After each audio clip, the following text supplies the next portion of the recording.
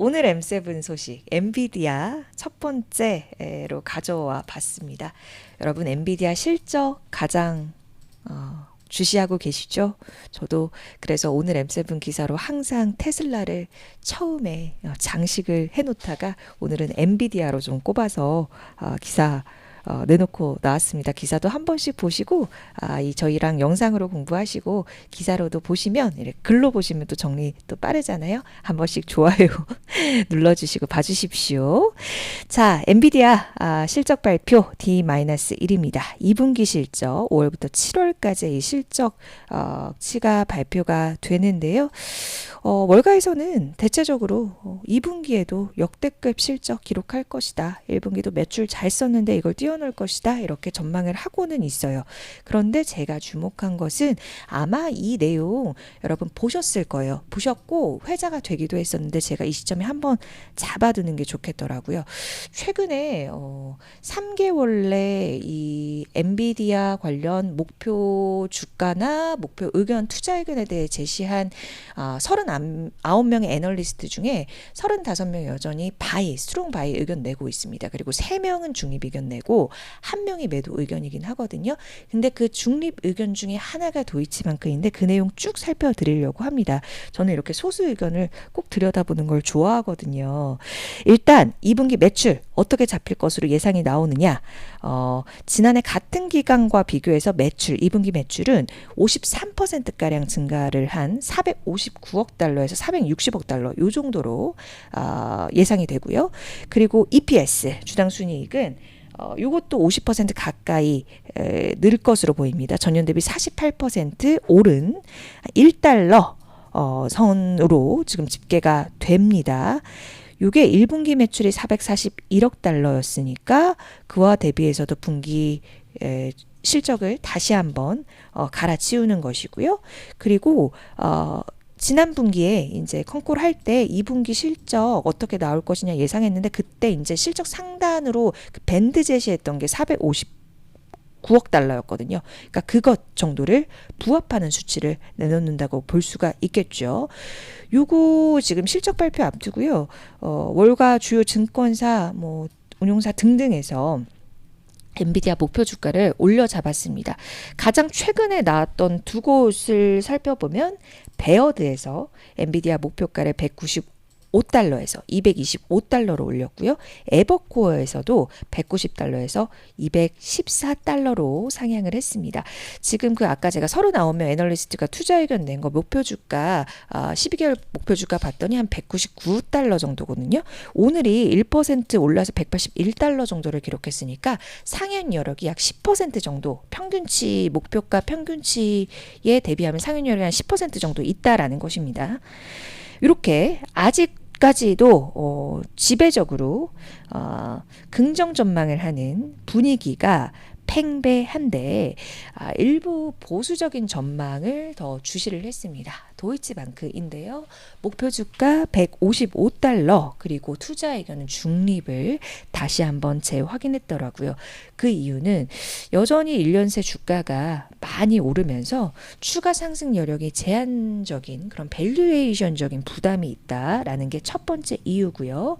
그리고 중국 쪽 리스크라고 합니다. 이 H20, 이 AI 칩 중국 수출 여전히 불확실한데 중국 쪽과 이쪽에 줄다리기 미국과의 갈등 줄다리기라고 여론전 또 일각에서는 그렇게 보는 시선도 있기는 하지만 여전히 너무 불확실해서 좀 매출 리스크를 심지어 8억에서 80억 달러 이렇게 좀 큰 밴드로 잡고 예상을 한다라고 이유를 밝히기도 했고요. 그리고 신제품 공급 확대로 인해서 가이던스 상회할 것 같다. 그렇지만 이게 일시적인 성장 모멘텀에 그칠 수 있다라는 우려도 같이 언급을 하면서 이렇게 목표 주가를 이 정도 수준 그러니까 현재가 대비해서도 좀 낮은 수준이죠. 이것을 재확인했다라는 점 이 눈에 띄어서 이 내용을 좀 정리를 해드렸습니다. 아마 오늘 밤에 미 개장 방송할 때 이주영 기자가 미국 개장 라이브 때 이 내용을 조금 더 살펴주지 않을까 예상이 돼요. 자, 그런 가운데 이렇게 엔비디아 내놓을 실적이 시장에 미칠 여파에 주목을 할 수밖에 없는 상황에서 미국 옵션 시장 분석 서비스 업체가 있는데 여기 데이터를 좀 보니까요.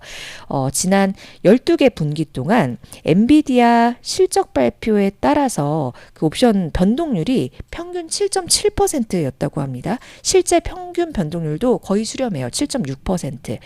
그래서 지난 5월에 실적 발표하고 나서 엔비디아 주가 3% 올랐고 2월 실적 발표 다음 날에는 8% 넘게 급락을 했었는데 이 엔비디아 옵션이요. 그러니까 지금 옵션 시장 데이터에 따라서 옵션 이번에 어떻게 될까? 변동률이 어떻게 될까 봤더니 뭐 실적이 괜찮게 나와서 올라 움직이든 낮게 나와서 좀 예상치를 충족하지 못해서 좀 하락 쪽으로 움직이든 약 6% 정도 옵션 변동률이 있을 것이다. 이렇게 예상이 됩니다.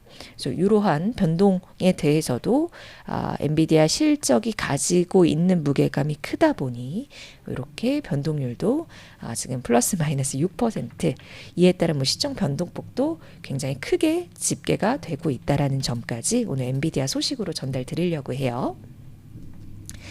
자, 다음으로는요. 테슬라 볼 건데요. 테슬라는 좀 짧게 준비를 했어요.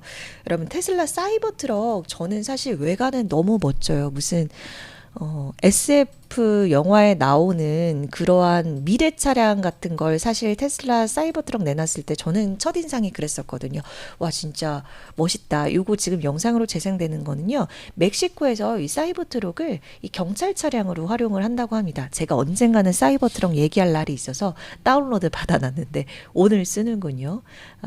검은색으로 랩핑을 하고 이렇게 멕시코에서 경찰 차량으로 쓰고 있는 사이버 트럭. 왜냐하면 머스크가 사이버 트럭 처음에 출시 전에 영상으로 공개하고 자랑할 때 총알도 막는 반탄자, 지구 종말이라도 살아남는 차라고 대대적으로 홍보를 잘한 바가 있죠. 어떻게 보면 컨셉이 굉장히 맞네요. 그렇죠? 그런데 이 사이버 트럭을 한국에서 공식 출시한다요. 29일에 이제 출시해서 예약을 이제 막 받습니다. 그래서 첫 인도가 11월 말에 될 것으로 보여요. 고객들한테. 요 차 사실은 GD차라고 해서 여러 셀럽들 지드래곤이 어떤 뭐 행사장에서 사이버 트럭 타고 등장을 해서 또 주목을 막 했었던 바가 있죠. 그리고 뭐 뮤지컬 배우, 가수 겸 뮤지컬 배우 김준수가 사실 요 공식 루트 말고 따로 공수를 해서 사이버 트럭 국내 1호 뭐 차주다. 사이버 트럭 1호 오너다. 뭐 그런 것도 보기도 했었습니다. 어쨌든 이렇게 국내에 첫 출시돼서 이제 국내 고객들이 받아보겠다라는 거, 볼 수 있겠다라는 것. 일단 뭐 초고강도 강화 유리에 뭐 견인력이 5톤에 육박한다. 사실 제가 한 번도 이 차 쪽은 제가 들여다보거나 출입해 본 적이 없어서 이 내용이 어떤 정도의 뭐 좋은 건지는 잘 모르겠어요. 근데 굉장히 튼튼해는 보여요.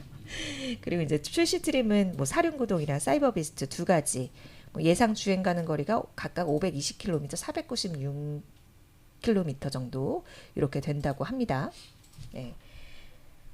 사이버 트럭이 그 테슬라에서 아주 자신감 있게 큰 소리 쳤던 것 대비해서 정말 100분의 1, 1000분의 1도 못 팔아서 힘든데 국내에서는 좀 인기를 얻을 수 있을까요? 또 이제 SNS에 사이버 트럭 장식하는 사람들도 굉장히 많겠네요. 그쵸? 와, 예술이다님이 기다리시던 포츠님도 오셨고 푼푼님도 오셨네요. 급한 거 사시고 입국 주토피아 월드 입국하셨다고 포츠님께서 남겨주셨어요. 네, 인사 서로 안부 전하시고 있는 것 같고 우리 풍풍님도 들어와 주셨고 구독, 좋아요, 알림 설정 나눠주셨습니다. 와, 책 추천도 해주시네요. 여러분 제가 이거 방송 끝나고 여러분 어떤 대화 하셨는지 좀 더 자세히 들여다 볼게요. 오, 20% 먹었다고.